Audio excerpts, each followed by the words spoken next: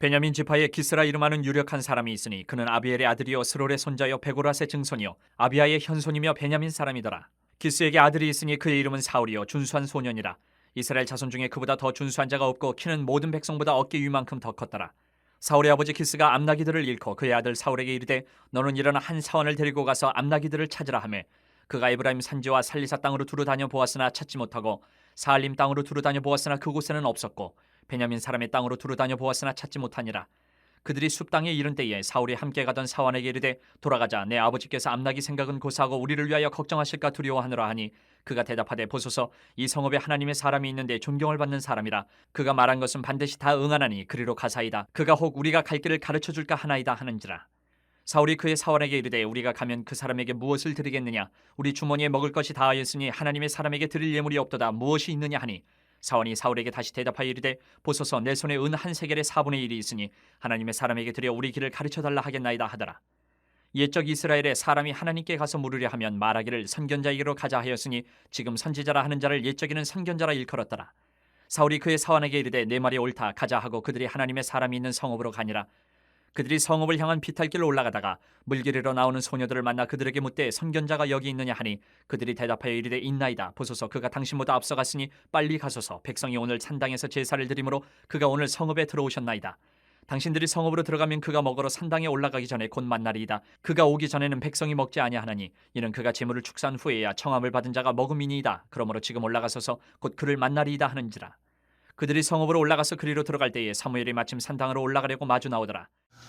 어떤 단체나 지도자가 필요합니다. 그래서 지도자로 세워지는 사람은 그만한 조건을, 인격을 갖추고 있어야 합니다. 그래서 기본적인 수양, 인격자가 없이 지도자가 되면 그 일을 감당할 수가 없는 거죠.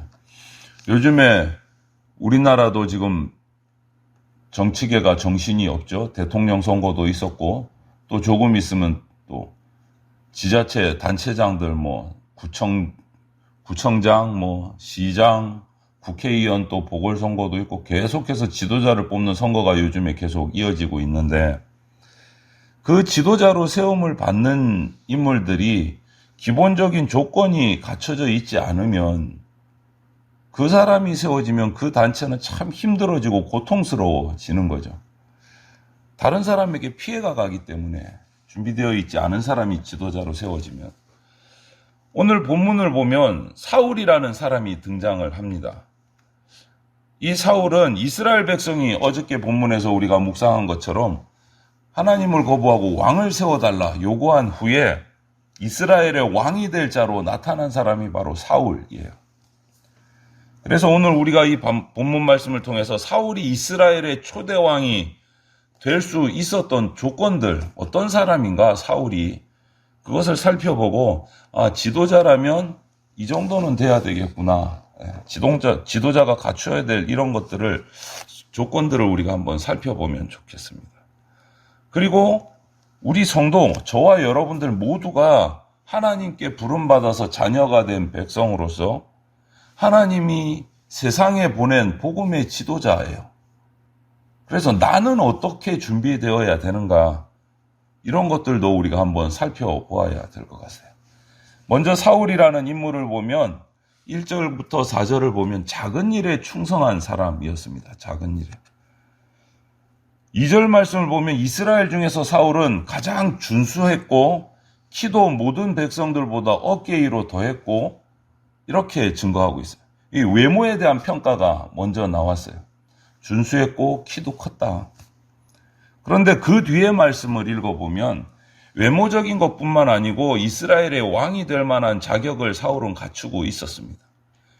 인격적으로 지도자의 자격을 갖추고 있었어요. 그것을 볼 수 있는 일면이 아버지 기스가 암나기들을 잃어버린 것 같아요. 그래서 아들 사울에게 말하니까 사환을 데리고 그 아버지가 잃어버린 암나기들을 찾기 위해서 최선을 다하는 모습을 보여줍니다.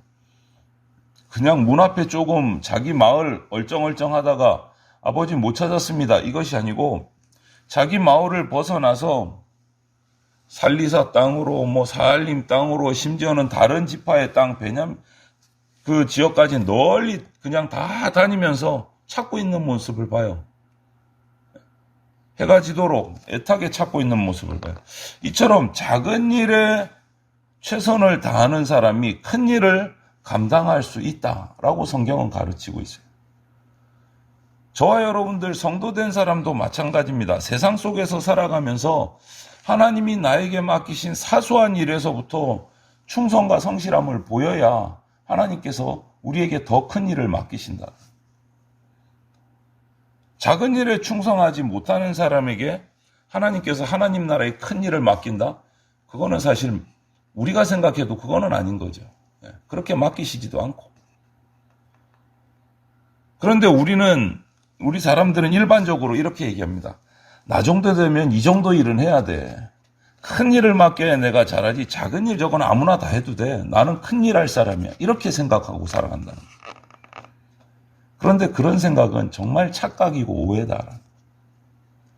사소하다고 느껴지는 일에서부터 충성하는 자만이 큰 일에서도 충성할 수 있다라는 거예요. 또한 순간순간 나에게 맡겨진 일에 최선을 다하는 사람에게 큰 일을 맡을 기회가 주어진다. 모세도 보십시오. 성경에서 40년, 하나님이 부르시고 나서도 40년 동안 들에서 양을 치고 있었어요. 40년 동안. 하나님께서 불러놓고 일을 안 시키신 거예요. 모세 입장에서 볼 때, 아니, 나를 불렀으면,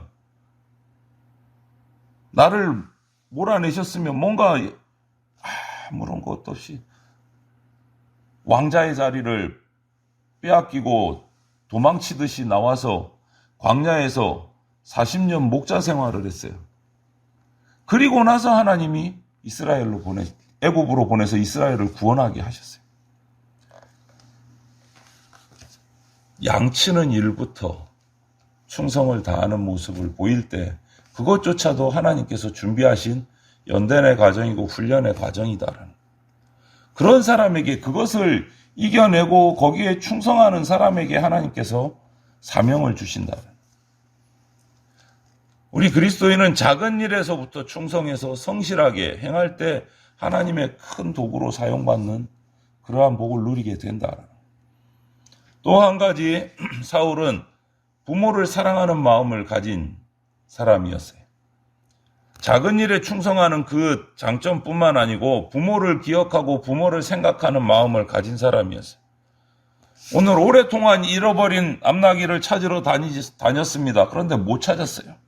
시간이 많이 지났습니다. 그러니까 5절에 뭐라고 얘기합니까? 부모님이 오히려 암나귀는 고사하고 우리를 걱정할까봐 일단 돌아가자. 사원에게 얘기하는 모습이나 일단 돌아가자. 부모님이 걱정하시겠다. 가정에서 가족과의 관계가 원만하고 부모를 섬길 줄 아는 사람이 백성을 사랑하고 백성을 다스릴 줄 아는 왕이 될 수 있다는 이러한 사울의 모습이 이스라엘 중에서 더 준수한 자가 없다라는 평가를 받는 기본이 되는 거예요. 부모를 공경하는 것은 하나님 계명의 복으로 약속되어 있는 첫 계명입니다. 부모와 가족을 생각하고 섬길 줄 아는 사람이 하나님을 섬길 줄 알기 때문에 우리 성도가 세상에서 사람들에게 인정받기 위해서는 정말 대외적으로 큰 일, 위대한 일 하는 것도 중요하지만 가장 중요한 것은 그것보다 먼저 가정 생활 속에서 본이 돼야 된다. 가정 생활 속에서. 부모를 공경하지 못하는 사람이 다른 사람에게 진짜 충성할 수 있을까? 아니요. 하나님을 정말 제대로 섬길 수 있을까? 그것도 아니요.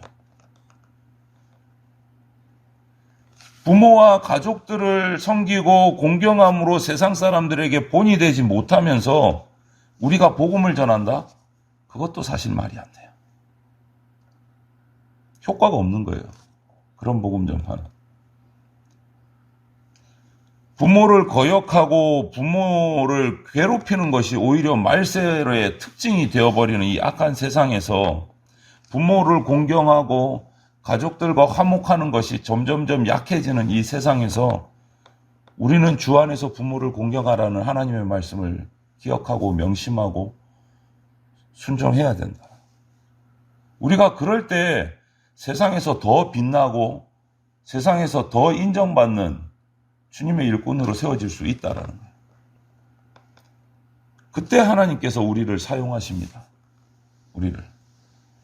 그리고 마지막으로 한 가지 더, 사울은 하나님의 능력을 신뢰하는 사람이었어요. 사울이 이스라엘의 지도자로 세움받을 수 있었던 것은 부모를 공경할 줄 알고 작은 일에 충성할 줄 알고, 이것도 있지만 가장 핵심은 뭐냐? 그 바탕에 깔린 것은 하나님의 능력을 믿는 사람이었어요. 아무리 찾아도 암나기를 못 찾았습니다. 그때 사환이 얘기를 합니다. 집으로 돌아가자라는 주인 사울에게 사환이 얘기를 합니다. 우리가 온 이 동네에 하나님의 사람이 있습니다. 사무엘을 가리키는 거예요. 하나님의 사람 사무엘 선지자가 있습니다. 그에게 찾아가서 좀 물어보죠. 하나님의 신에 감동한 사무엘을 찾아가서 물어보면 우리가 암나기가 어디 있는지 말해줄 수도 있을 것 같습니다. 사울은 그런 종의 말을 무시하지 않고 진지하게 받아들입니다. 그렇게 가보자. 그래서 사울과 함께 사무엘을 만나러 가게 되고, 사무엘을 만나고 이스라엘의 왕으로 세움을 받는 역사적인 만남이 거기서 일어나요. 사울은 몰랐어요. 자기가 왕인지 어떻게 알아요? 모르죠. 그냥 암나기를 찾기 위해서 선지자를 만나러 갑니다. 사울이 사무엘을 사무엘을 만나러 갔다는 것은 하나님께서 잃어버린 암나기를 찾아주실 것이다 라는 것을 믿었기 때문에 찾아간 거예요. 믿었기 때문에. 하나님의 능력을 믿는 사람이 하나님의 사명을 받게 되고 하나님의 사명을 이룰 수 있게 돼요. 믿음이 없는 자는 하나님을 기쁘시게 할 수 없다라고 성경은 말해요. 하나님을 기쁘시게 할 수 없는 사람이 하나님의 백성을 가르친다, 지도한다? 그것도 있을 수가 없는 일이에요. 결국은 믿음이 있어야 하나님을 기쁘시게 하고 하나님의 백성을 이끌어갈 수 있는 지도자가 될 수 있다. 믿음이 있어야. 우리 그리스도인 성도가 하나님께 쓰임 받으려면, 하나님 앞에서 봉사하는 자가 되려면 하나님의 능력에 대한 흔들림 없는 믿음이 있어야 돼요. 흔들림 없는 믿음이. 특히 교회 공동체의 지도자들은 하나님을 믿는 믿음이 절대 흔들려서는 안 된다. 하나님의 사명을 감당한다는 것은 인간의 능력, 인간의 지혜, 인간의 어떤 재물, 이것이 아니고 하나님을 의지하는 믿음으로 하나님의 사명을 감당하는 겁니다. 하나님께서 이스라엘에게 지도자를 세우신 것을 성경을 쭉 살펴봐도 믿음 있는 인물들을 세워서 지도자로 사용하셨어요. 이것을 벗어난 적이 없으세요. 오늘 사울이 초대 왕이 될 수 있었던 것도 이거예요. 하나님의 능력을 믿고 의지하기에 이스라엘의 왕으로서 사명을 감당할 수 있었던 거고, 그런데 뒤로 가면 사무엘의 인생 하반부를, 뒷부분을 보면 교만해서 하나님을 의지하지 않고 자기 힘으로 뭔가 해보려고, 자기의 계획으로 뭔가 해보려고 했을 때 하나님께 버림받았다라고 성경은 기록하고 있어요. 그게 가장 핵심인 거예요. 그렇기 때문에 성도는 모든 것을 하나님께 맡기고 의뢰하고 믿음으로 사명을 감당할 수 있어야 되는 거예요. 우리에게 복음을 증거하라고 마지막 사명을 주셨습니다. 땅끝까지 가서 제자 삼아라. 내가 분부한 것을 가르쳐서 지키게 하라. 우리에게 주신 마지막 명령이에요. 복음을 증거하라는 거예요. 그런 사명을 받은 자로 저와 여러분 부름받았어요. 그렇기 때문에 우리는 그 사명을 감당하려면 지도자로서 합당한 인격도 갖추어야 되고 덕목도 갖추어야 되고, 가장 핵심은 하나님을 향한 흔들리지 않는 믿음을 우리가 가져야 돼요. 주님께 부름받은 우리가 작은 일에 충성하고 부모를 공경하고 가장 큰 하나님의 능력을 전적으로 의지하는 믿음을 갖추셔서 하나님이 쓰시기에 합당한 일꾼으로 준비되어서 하나님의 뜻을 온전하게 이루는 주님의 제자가 다 되시기를 주님의 이름으로 축원을 드립니다. 아멘.